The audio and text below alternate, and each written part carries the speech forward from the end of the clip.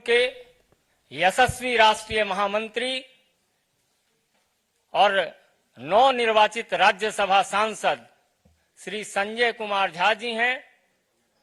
लोक जनशक्ति पार्टी के माननीय प्रदेश अध्यक्ष, पूर्व विधायक। तो ये जो आप प्रेस कॉन्फ्रेंस देख रहे थे, इसमें खास तौर पर यशस्वी प्रभारी और हमारे राष्ट्रीय महामंत्री माननीय विनोद तावरे जी हैं। हमारे भारतीय जनता पार्टी के माननीय प्रदेश अध्यक्ष और उप मुख्यमंत्री श्री राजू तिवारी जी से कि आपको संबोधित करें। हेलो, सबसे पहले मैं आप सबका स्वागत करता हूं और देश के यशस्वी प्रधानमंत्री जी को धन्यवाद करता हूं, आदरणीय गृह मंत्री जी को धन्यवाद करता हूं और भारतीय जनता पार्टी के प्रदेश अध्यक्ष, राष्ट्रीय अध्यक्ष नड्डा जी को भी धन्यवाद करता हूं और मंच पर विराजमान विनोद तावड़े जी हैं, हमारे डिप्टी सीएम प्रदेश अध्यक्ष सम्राट चौधरी जी, बड़े भाई संजय झा जी जदयू के जो राष्ट्रीय महासचिव हैं, और हमारे संजय मयूख जी और हमारे साथी हम के जो हैं। मैं बहुत आज अच्छा धन्यवाद इसलिए दे रहा हूं, 40 की 40 सीट जो बिहार में हमारे सभी नेताओं ने निर्णय लिया है और देश के प्रधानमंत्री जो 400 पार का जो उन्होंने संकल्प हम लोग को दिलवाया है, निश्चित रूप से हम अपने बिहार के सभी सम्मानित नेता, हमारे नेता आदरणीय चिराग पासवान जी और हमारे लोकप्रिय मुख्यमंत्री आदरणीय नीतीश कुमार जी, जीतन राम मांझी जी और सभी नेतागण से एक बहुत अच्छे सौहार्दपूर्ण वातावरण में लोक जनशक्ति पार्टी रामविलास को 5 सीट मिली है। मैं धन्यवाद करता हूं और ये पूरी आप लोगों को विश्वास दिलाता हूं कि जो आपने टारगेट रखा है 40 को 40 सीट जीतने का, उसमें निश्चित रूप से इस बार हम लोग बिहार में पूरा करेंगे और साथ ही में जो प्रधानमंत्री का जो संकल्प है 400 पार, उसमें हम लोग पूरा करेंगे और इस बार बहुत बड़ी जीत के साथ हम लोग सरकार बनाएंगे। देश के प्रधानमंत्री नरेंद्र भाई मोदी तीसरी बार प्रधानमंत्री बनेंगे। मेरा विनम्र निवेदन है जनता दल यू के राष्ट्रीय महासचिव सांसद संजय कुमार झा जी से कि आपको संबोधित करें। मैं धन्यवाद देता हूं कि बीजेपी के जितनी लीडरशिप है, आदरणीय प्रधानमंत्री जी श्री नरेंद्र मोदी जी, बिहार में खास करके गृह मंत्री जी का विशेष रुचि रहता है। उनका व्यक्तिगत इन्वॉल्वमेंट रहा सारे चीज़ों में, जो अभी सारा सीट फाइनल हुआ है। जो प्रभारी हैं आदरणीय विनोद तावरे जी, उप मुख्यमंत्री सम्राट चौधरी जी, हमारे राजू तिवारी जी और हमारे हम के जो अध्यक्ष हैं संजय मयूख जी, जितने सारे साथी हैं, बिहार में बिल्कुल एमिकेबली सारा अलायंस फिक्स हो गया। हमको तो नहीं लगता है कि दूसरे साइड में कोई फाइनल बात हो पाई है। और जो हमारे नेता है नीतीश कुमार जी, पिछली बार भी 2019 में जो हम लोग लड़ रहे थे, उस बार भी मार्जिन आप देखिएगा तो कोई भी सीट ऐसा नहीं था, 1-2 को छोड़ करके, जहां 2 लाख से ऊपर का मार्जिन रहा लोकसभा में। और अभी जो परिस्थिति है उसमें तो मुझे बिल्कुल लगता है कि वन वे इलेक्शन है, जमीन पर कुछ दिखाई नहीं पड़ रहा है बिहार में। मैं बाहर का तो इतना असेसमेंट नहीं किया हूं कि बिहार में जो हम लोग घूमते रहे या जो काम हुआ है, लोगों की आकांक्षा बढ़ी है और कि ये डबल इंजन की सरकार रहेगी तो बिहार में जो डेवलपमेंट का, विकास का गाथा है और बड़ा काम होगा वहां पर। तो मुझे लगता है वो जो एस्पिरेशन है लोगों का, जो एस्पिरेशन बढ़ा है, निश्चित रूप से आने वाले चुनाव में बिहार जो 40 का 40 सीट है वो 2024 में एनडीए गठबंधन लेके आएगा। बहुत। अब हम अपने लोकप्रिय उप मुख्यमंत्री और बिहार भाजपा के प्रदेश अध्यक्ष माननीय सम्राट चौधरी जी से आग्रह करेंगे कि आपको संबोधित करें। जी नमस्कार मित्रों, आज इस प्रेस कॉन्फ्रेंस में उपस्थित हम लोगों के भारतीय जनता पार्टी के प्रभारी आदरणीय विनोद तावड़े जी, जनता दल यू के नेता और राज्यसभा के सांसद आदरणीय संजय झा जी, लोक जनशक्ति पार्टी रामविलास के प्रदेश के अध्यक्ष राजू तिवारी जी, हमारे राष्ट्रीय सह मीडिया प्रभारी संजय मयूख जी, हिंदुस्तानी अवाम मोर्चा के दिल्ली के प्रदेश अध्यक्ष रजनीश जी, आज देश के यशस्वी प्रधानमंत्री जी के नेतृत्व में बिहार में 40 की 40 सीट जीतने का लक्ष्य हमारा है और पिछले बार हम लोग 3 पार्टियों के अलायंस में 2019 का चुनाव लड़े थे। भारतीय जनता पार्टी, हिंदुस्तानी अवाम मोर्चा, लोक जनशक्ति पार्टी और जनता दल यूनाइटेड।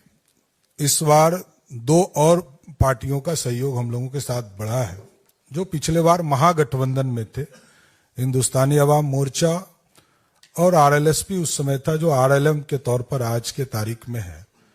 तो मैं ये बताना चाहता हूं कि आज सभी लोग, सभी 5 पार्टियों के सबके नेताओं के सहयोग से, आदरणीय प्रधानमंत्री जी के मार्गदर्शन में, आदरणीय गृह मंत्री जी के मार्गदर्शन में, आदरणीय राष्ट्रीय अध्यक्ष जेपी नड्डा जी के मार्गदर्शन में और बिहार के मुख्यमंत्री आदरणीय नीतीश कुमार जी के निर्देशन में, आदरणीय चिराग पासवान जी, आदरणीय जीतन राम मांझी जी, आदरणीय उपेंद्र कुशवाहा जी, सभी लोगों के सहमति से बिहार में हम गठबंधन में चुनाव लड़ने जा रहे हैं।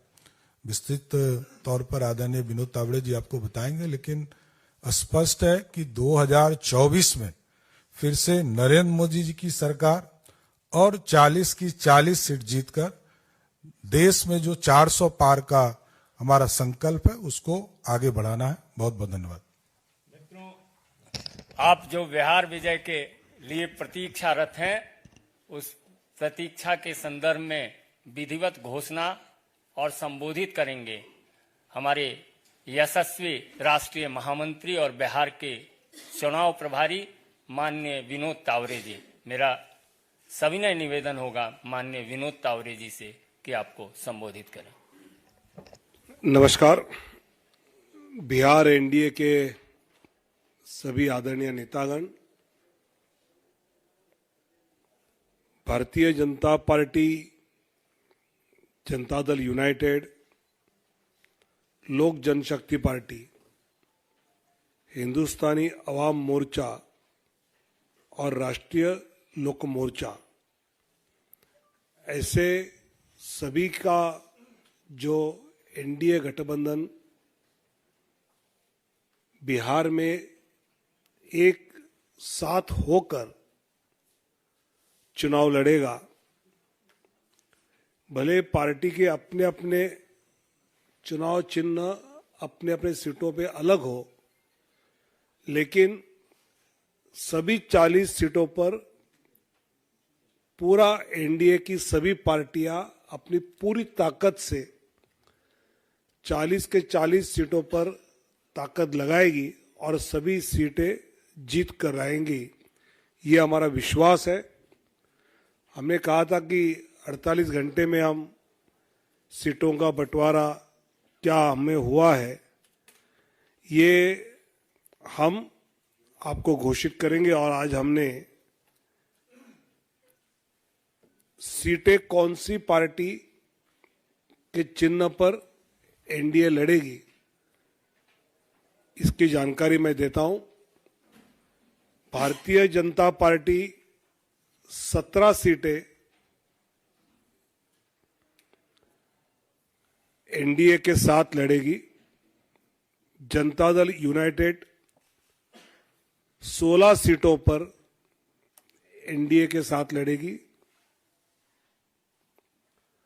लोक जनशक्ति पार्टी 5 सीटों पर, हिंदुस्तानी अवाम मोर्चा 1 सीट पर और राष्ट्रीय लोक मोर्चा 1 सीट पर, ऐसे सीटों का बंटवारा हमने आपस में कर लिया है। इसमें भारतीय जनता पार्टी पश्चिम चंपारण, पूर्वी चंपारण, औरंगाबाद, मधुबनी, अररिया, दरभंगा, मुजफ्फरपुर, महाराजगंज, सारण, उजियारपुर, बेगूसराय, नवादा, पटना साहिब, पाटलिपुत्र, आरा, बक्सर और सासाराम 17 सीटें। जनता दल यूनाइटेड वाल्मीकि नगर, सीतामढ़ी, झंझारपुर, सुपौल, किशनगंज, कटिहार, पूर्णिया, मधेपुरा, गोपालगंज, सिवान, भागलपुर, बांका, मुंगेर, नालंदा, जहानाबाद और शिवहर। लोक जनशक्ति पार्टी वैशाली, हाजीपुर, समस्तीपुर, खगड़िया और जमुई। हिंदुस्तानी अवाम मोर्चा गया और राष्ट्रीय लोक मोर्चा काराकाट, ऐसे 40 सीटों पर एनडीए बिहार में मजबूती से आने वाले चुनाव लड़ेंगे और फिर एक बार मोदी सरकार ये जो नारा है वो जमीन पर उतारेंगे। बहुत बहुत धन्यवाद।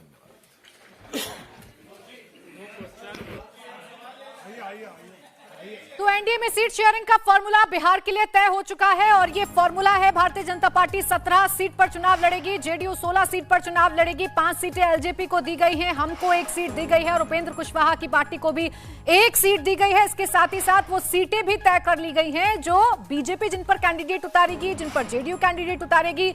बीजेपी पश्चिमी चंपारण, पूर्वी चंपारण, अररिया, मुजफ्फरपुर, सारण, उजियारपुर, पटना साहिब, नवादा, पाटलिपुत्र, आरा, बक्सर, सासाराम यहां पर अपने कैंडिडेट उतारेगी। एक बार फिर से देवेंद्र का रुख कर लेते हैं। देवेंद्र, जो सीटें बताई गई हैं उसमें कोई बहुत ज्यादा फेरबदल तो देखने को मिल नहीं रहा है। पिछली बार जिस तरीके की स्थिति थी वही इस बार भी देखने को मिल रही है।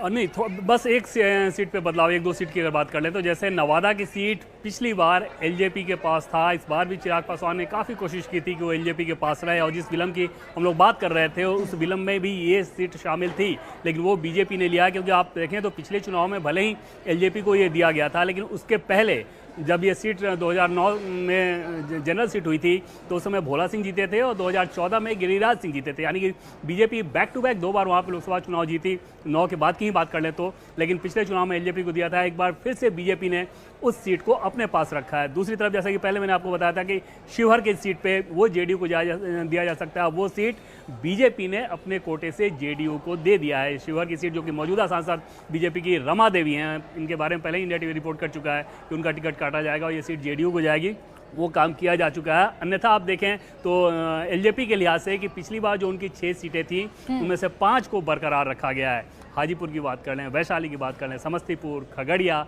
जमुई, इसके अलावा सिर्फ नवादा 1 सीट वहां से लेकर वो बीजेपी को दिया गया। तो मोटे तौर पे आप देखें तो उसी पैटर्न के हिसाब से दिया गया है जहां पर। अच्छा देवेंद्र, हम बिहार की बात कर रहे हैं और देखिए बिहार से जुड़ी हुई इस वक्त एक और बड़ी खबर मिल रही है। आनंद मोहन की पत्नी लवनी आनंद, जो कि फिलहाल आरजेडी से विधायक हैं, वो जेडीयू ज्वाइन कर रही हैं, जेडीयू ज्वाइन कर चुकी हैं। ये खबर इस वक्त हम अपने दर्शकों को बता रहे हैं। तो एनडीए का कुनबा लगातार बढ़ता जा रहा है। आनंद मोहन की पत्नी, आपको बता दें, अभी जब सरकार का दोबारा बनी, नीतीश कुमार ने अपने साथी को छोड़कर यानी आरजेडी को छोड़कर जब एनडीए के साथ वो आए थे, उस वक्त भी लवनी आनंद जो थी वो एनडीए के साथ बैठी हुई नजर आई थी और अब उन्होंने जेडीयू को ज्वाइन कर लिया है।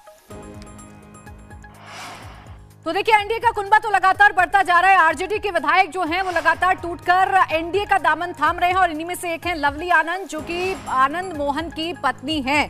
देवेंद्र, अब आप अपनी बात पूरी करिए। सीटों का फॉर्मूला आप बता रहे थे और देखिए एक और तस्वीर जो शायद पहले से पता थी कि ये जेडीयू में शामिल हो सकती हैं, वो हो गई है।